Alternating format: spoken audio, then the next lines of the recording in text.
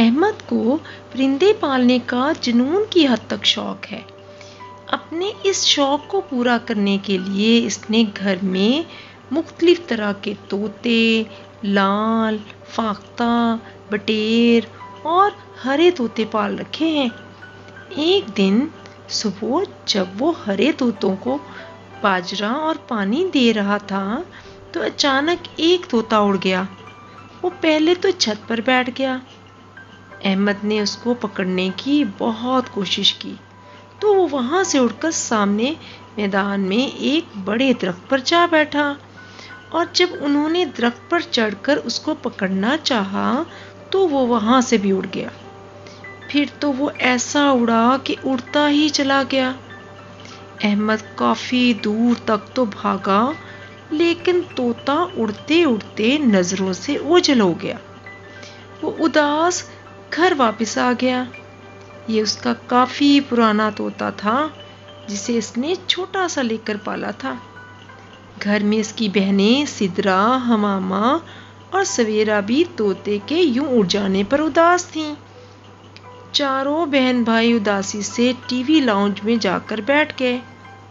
سدرا کہنے لگی، احمد تم ذرا غور سے تو دیکھتے وہ کس طرف اڑا ہے، پھر وہاں جا کر اسے پکڑ لیتے، یا یہ کرتے کہ وہ اوپر اڑ رہا تھا تو تم نیچے اسے دیکھتے ہوئے بھاگتے رہتے۔ احمد کہنے لگا، میں اتنا تیز تو دوڑا کہ ہانپ ہی گیا، مگر وہ بہت تیز اڑ رہا تھا۔ سویرا بولی، کچھ بھی ہو، وہ تو اتنا پیارا پرندہ تھا، تم تو اتنے بڑے ہو، تم ذرا تیز ہی دوڑ لیتے۔ احمد رہاسا ہو کر کہنے لگا، میں کتنا تیز دوڑتا، وہ تو پرندہ تھا، میں اس کا مقابلہ نہیں کر سکا۔ حمامہ بولی، گھر میں آ کر بابا غصہ کریں گے کہ احتیاط سے دانا پانی کیوں نہ بدلا جو وہ اڑ گیا، مگر تم سب فکر نہیں کرو، میں بابا سے کہہ کر ایک اور طوطا منگوا لوں گی۔ احمد نے کہا، مگر وہ تو بہت خوبصورت طوطا تھا۔ سدرا بولی، احمد تم کوشش کرتے تو تم بھی اڑ سکو، پھر تم اڑ کر اس کو بآسانی پکڑ لیتے۔ احمد بھول پن سے بولا، یہی تو مسئلہ ہے کہ میں اڑ نہیں سکتا، ورنہ میں اڑ کر منٹوں میں اسے پکڑ لیتا۔ سویرا بولی، احمد تم اڑتے ہوئے کیسے لگتے؟ ماما نے کہا، اب جیسے بھی لگتے، مگر کم از کم اس طوطے کو تو پکڑ لیا جاتا۔ چاروں بہن بھائی ایسے ہی گفتگو کرتے رہے۔ احمد مستقل یہی کہے جا رہا تھا، کاش وہ بھی اڑ سکتا، کوئی تو ایسا طریقہ دنیا کے سائنسدانوں نے ایجاد کر لیا ہوگا کہ کم از کم ایمرجنسی میں انسان تھوڑی دیر کے لیے ہی صحیح پرندوں کی طرح اڑ تو سکے۔ وہ یہی سوچتے سوچتے سو گیا۔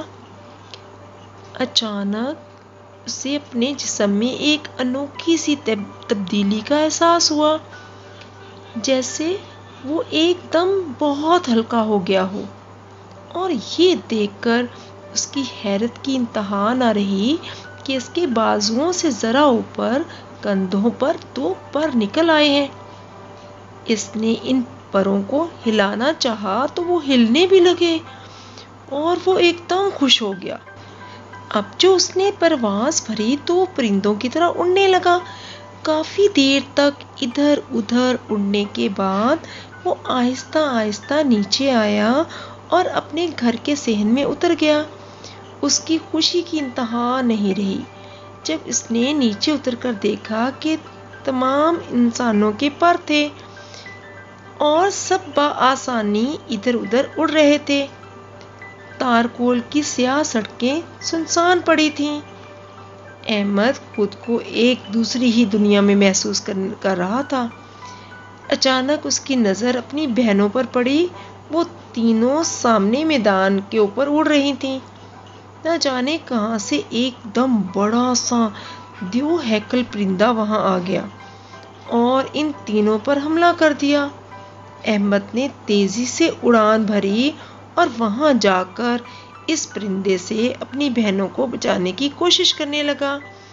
تھوڑی ہی دیر میں وہ ان تینوں کو اپنے گھر تک لانے میں کامیاب ہو گیا، مگر اس جدوجہد میں اس دیو ہیکل پرندے کے پروں سے جو ضربیں انہیں لگی تھیں وہ بہت تکلیف دے رہی تھیں۔ وہ چاروں اپنے گھر میں داخل ہوئے اور مین گیٹ بند کر کے اندر کمروں کا دروازہ بند کر دیا۔ وہ پرندہ جو شکل اور جسامت میں بہت بڑا تھا، مسلسل ان کے گھر کے اوپر ہی اڑ رہا تھا۔ کافی دیر تک وہ ایسے ہی اڑتا رہا، پھر ان کے ذہن میں اتر آیا۔ اب وہ اپنی مڑی ہوئی چونچ سے مستقل ان کے کمرے کا دروازہ توڑنے کی کوشش کر رہا تھا۔ اچانک احمد کو ایک ترکیب سوجھی۔ اس نے استری کی ایکسٹینشن والا تار لیا اور اس کے ساکٹ والے دونوں تار نکال لیے اور پھر پلگ سوئچ بورڈ میں لگا کر ایک لمبے سے بانس پر تار کا دوسرا حصہ لپیٹا اور کھڑکی سے بانس باہر نکال کر سدرا سے کہا کہ وہ سوئچ آن کر دے۔ احمد نے اس بانس کو 2-3 دفعہ اس پرندے کے جسم سے لگایا۔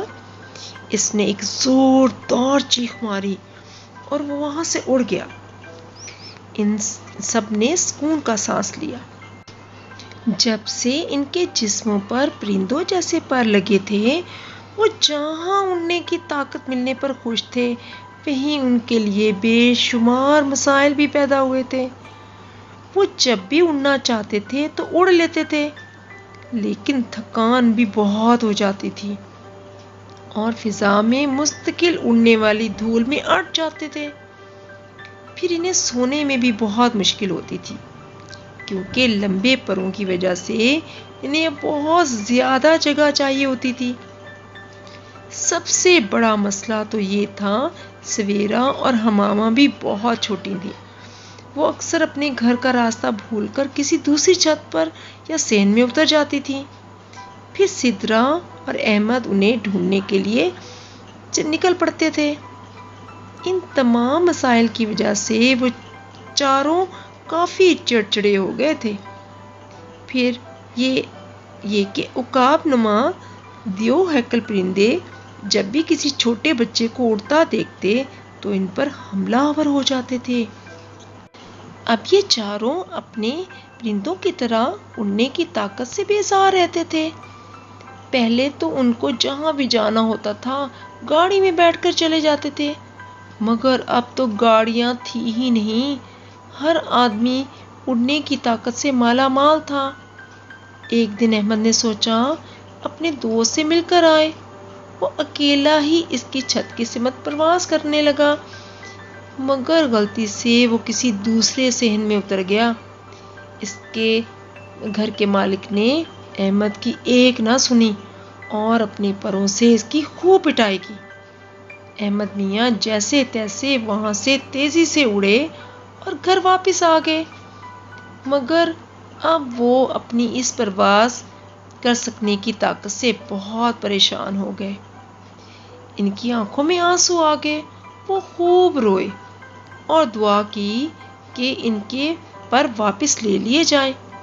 وہ بار بار ایک ہی جملہ دہرا رہے تھے، اللہ میاں تو نے ہمیں جیسا بنایا ہے ہم ویسے ہی ٹھیک ہیں، ہمیں اڑنے کی طاقت نہیں چاہیے، ہم سے ہمارے پر واپس لے لیے جائیں، ہمیں نہیں اڑنا، ہمیں نہیں اڑنا۔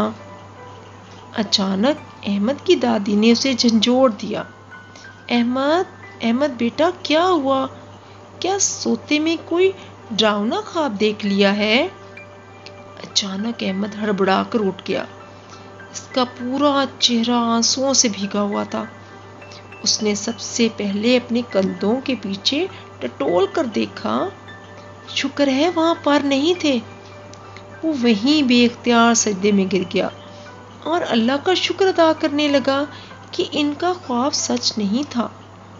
سب لوگوں نے ان سے پوچھا آخر اس نے خواب میں کیا دیکھا تھا؟ احمد نے سب کو اپنا خواب سنایا اور کہنے لگا میں نادان تھا جو پرندوں کی طرح اڑنے کی آرزو کر بیٹھا۔ اللہ نے جس کو جیسا بھی بنایا ہے وہ بالکل ٹھیک ہے۔ اس دن کے بعد سے احمد میاں بے حد محتاط ہو گئے ہیں اور اب انہیں قناعت اور اللہ کی رضا میں خوش رہنے کی عادت پڑ گئی ہے۔